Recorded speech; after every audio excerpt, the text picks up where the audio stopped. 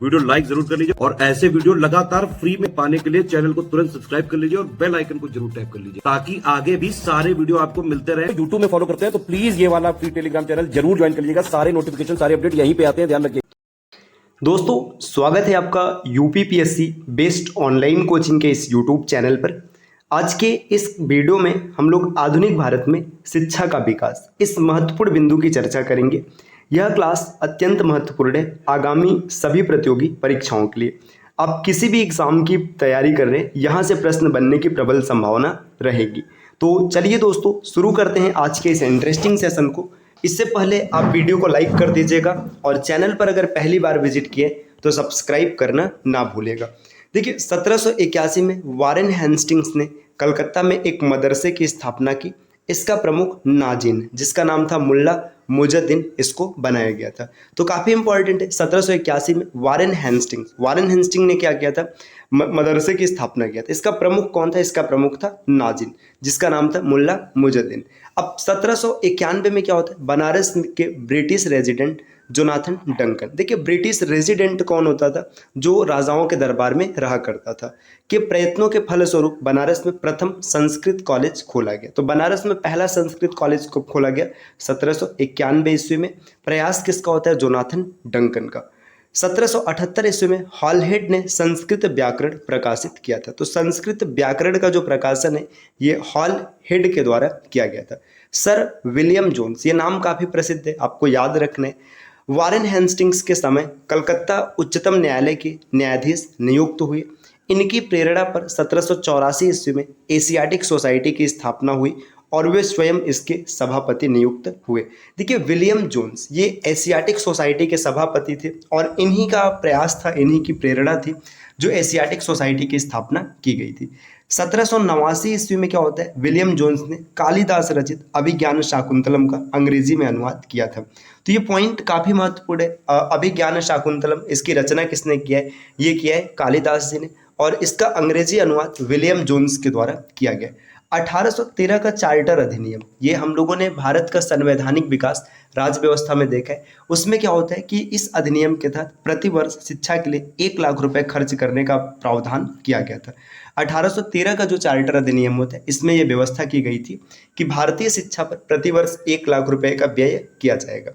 1825 ईस्वी में कलकत्ता में society for translating European sciences का जो गठन किया गया था। तो ये भी आपको याद रखना है। 1825 है, इसमें कलकत्ता में क्या हुआ है, society for translating European sciences इसका गठन किया गया।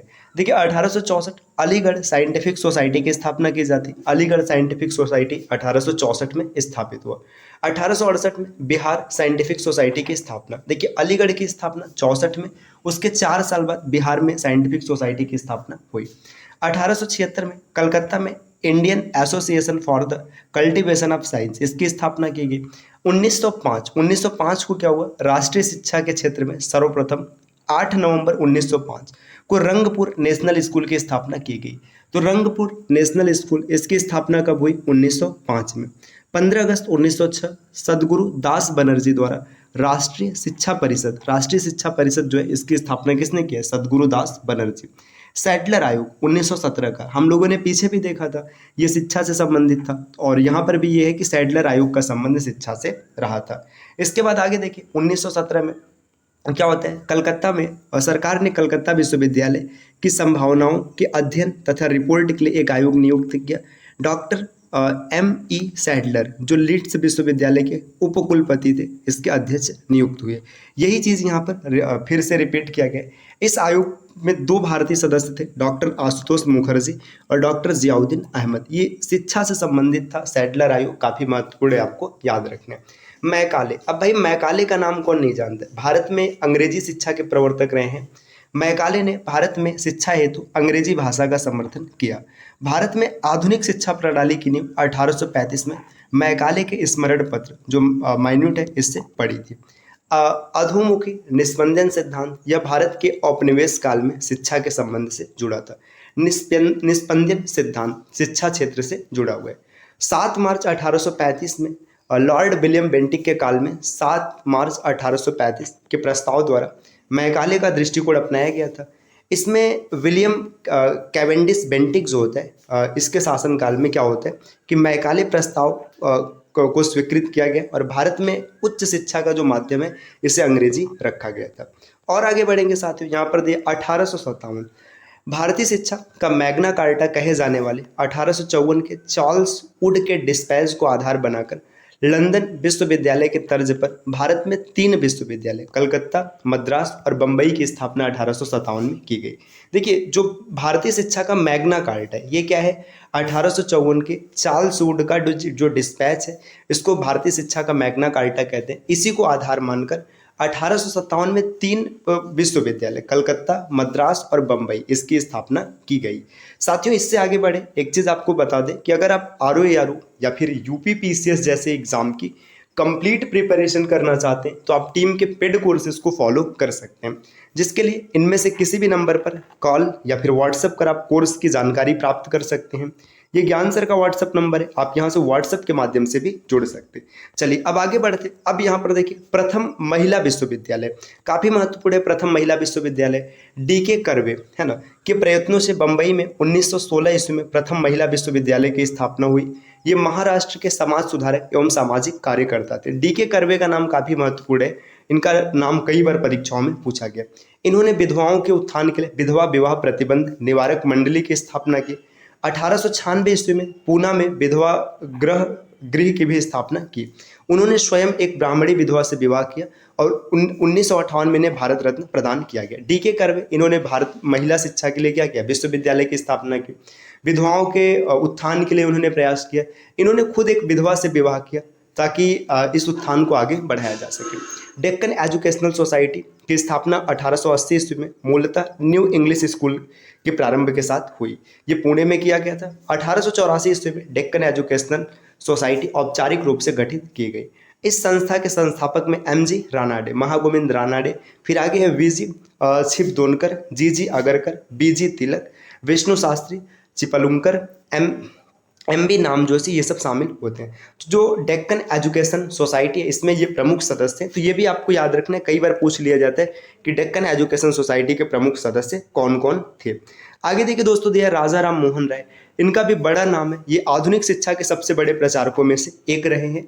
1817 ईस्वी में इन्होंने डेविड हेयर एवं अलेक्जेंडर डफ के साथ मिलकर कोलकाता में प्रसिद्ध हिंदू कॉलेज की स्थापना की। तो कोलकाता का जो प्रसिद्ध हिंदू कॉलेज है इसकी स्थापना राजा राम मोहन राय के प्रयासों से हुआ है। राजा राम मोहन राय का नाम एक क्षेत्र से और जुड़ा है, आप कमेंट करके बताइएगा। काफ़ी ज़्यादा प्रसिद्ध, ऐसे तो कई क्षेत्रों से जुड़ा है लेकिन मूल रूप से किस क्षेत्र के लिए जाना जाता है ज़रूर बताइएगा। मेयो कॉलेज की स्थापना 1875 ईस्वी में अजमेर में रिचर्ड बर्ग के द्वारा किया गया था। मुस्लिम एंग्लो ओरिएंटल कॉलेज की स्थापना 1875 ईस्वी में अलीगढ़ में सर सैयद अहमद खां के द्वारा किया जाता है। आगे देखिए मदन मोहन मालवीय भाई, इनका नाम कौन नहीं जानता है। भारतीय विश्वविद्यालय में धार्मिक शिक्षा के लिए मदन मोहन मालवीय ने प्रबल रूप से वकालत किया। उन्होंने 1916 ईस्वी में बनारस हिंदू विश्वविद्यालय, जो कि बनारस हिंदू यूनिवर्सिटी BHU के नाम से प्रसिद्ध है, इसकी इन्होंने स्थापना की। 1919 से 1938 तक इसके कुलपति बने रहे। इन्होंने हिंदी और अंग्रेजी में हिंदुस्तान, दी इंडिया यूनियन, अभ्युदय, मर्यादा तथा किसान नामक पत्रिकाएं प्रकाशित की। तो ये सब पत्रिका का भी नाम पूछा जाता है कि देखिए Hindustan, the India Union, Abhyudaya, Maryada, Kisan, ये सब किसकी पत्रिकाएं हैं, तो मदन मोहन मालवीय जी की है। आगे देखिए यहाँ पर है चार्ल्स विल्किंस। वारेन हेस्टिंग्स के काल में चार्ल्स विल्किंस ने भागवत गीता का प्रथम आंग्ल अनुवाद किया, जिसकी प्रस्तावना स्वयं वारेन हेस्टिंग्स ने लिखी थी। तो देखिए जो भगवत गीता है इसका अंग्रेजी अनुवाद किसने किया, विल्किंस ने किया है, लेकिन प्रस्तावना किसने लिखा है, हेस्टिंग ने लिखा है। Fort William College Calcutta. Fort William College प्राच्य अध्ययनों के लिए एक अकादमी और शिक्षण का केंद्र था। इसकी स्थापना 10 जुलाई 1800 को लॉर्ड वेलेस्ली के द्वारा की गई थी, जो तब ब्रिटिश भारत के गवर्नर जनरल कलकत्ता के फोर्ट विलियम कॉम्प्लेक्स के भीतर स्थित था। इसी प्रकार साथियों अगर और आगे बढ़ेंगे, देखिए यहाँ पर दिया है भारतीय राष्ट्रीय कांग्रेस ने 1896 ईस्वी में अपने कलकत्ता अधिवेशन में आधिकारिक तौर पर बहिर्गमन के सिद्धांत को स्वीकार किया।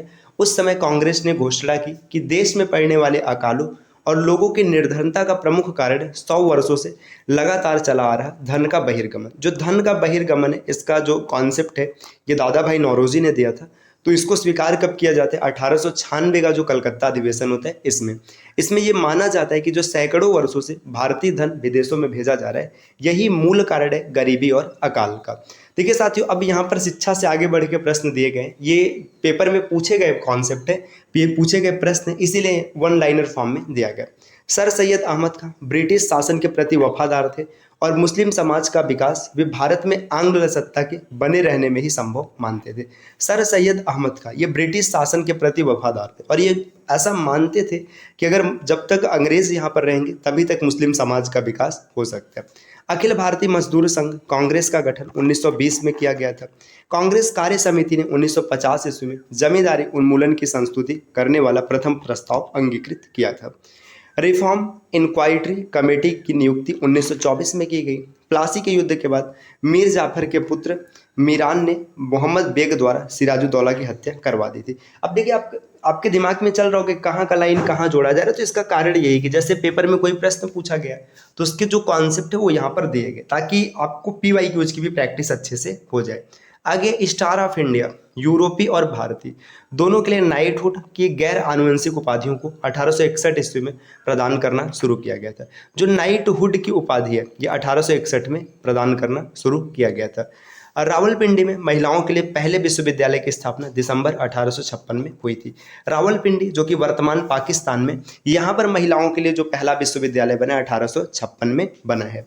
1886 ईस्वी में लाला हंसराज ने लाहौर में दयानंद एंग्लो वैदिक DAV कॉलेज की स्थापना की। विश्व भारती विश्वविद्यालय की स्थापना 1921 में कोलकाता में रविन्द्रनाथ टैगोर के द्वारा किया गया। तो विश्व भारती विश्वविद्यालय स्थापना 1921 में रविन्द्रनाथ टैगोर। आगे दिए, भारत में स्त्रियों की शिक्षा की अनुमति गवर्नर जनरल लॉर्ड डलहौजी ने दी थी। बंकिम चंद्र चटर्जी का जो उपन्यास है आनंद मठ को बंगाल का बाइबल भी कहते हैं। देखिए आनंद मठ ये काफ़ी महत्वपूर्ण है, इसे बंगाल का बाइबल कहते हैं। जो वंदे मातरम है इसी से लिया गया, मतलब इसी में लिखा गया, यहाँ से लिया गया है। ये चीज़ आपको याद रखना। समाचार पत्र सहचर ने विचार व्यक्त किया कि भारत में रेल का विकास एक हथकड़ी है। जो समाचार पत्र सहचर है इनका ये मानना था कि जो भारत में रेल का विकास किया गया ये एक हथकड़ी है। उर्दू भाषा में प्रकाशित प्रथम समाचार पत्र फौजी-ए-अखबार, तो प्रथम जो समाचार पत्र है फौजी-ए-अखबार उर्दू भाषा की है। अब देखिए, आधुनिक शिक्षा का विस्तार तथा संवैधानिक विकास। संवैधानिक विकास का मतलब भारत के संविधान का विकास किस रूप से हुआ है, तो ये हम लोग अगली क्लास में देखेंगे। तो उम्मीद है साथियों ये वीडियो आपको पसंद आई होगी। इस प्रकार के वीडियोस को लगातार देखने के लिए आप चैनल को सब्सक्राइब कर सकते हैं। और साथियों अगर आप ROE या फिर UP-PCS की कंप्लीट प्रिपरेशन करना चाहते हैं तो आप टीम के पेड कोर्सेज को ज्वाइन कर सकते हैं, जिसके लिए आप इनमें से किसी भी नंबर पर कॉल या फिर व्हाट्सएप कर कोर्स की जानकारी ले सकते हैं। ये ज्ञान सर का व्हाट्सएप नंबर है, आप यहाँ से व्हाट्सएप के माध्यम से भी जानकारी प्राप्त कर सकते हैं। अब मिलते हैं आपसे अगले वीडियो में, तब तक के लिए नमस्कार।